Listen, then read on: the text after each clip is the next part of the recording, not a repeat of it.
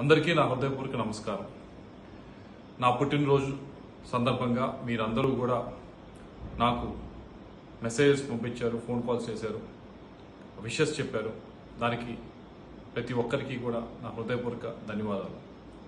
ఈరోజు ఎన్నికల ప్రచారంలో భాగంగా నేను బొల్లాపల్లి మండలంలో 7 గ్రామాల దాకా పర్యటిస్తూ ఉన్నాను. గిరిజనుల మధ్యన ఈరోజు నా పుట్టినరోజు జరుపుకుంటా ఉన్నాను.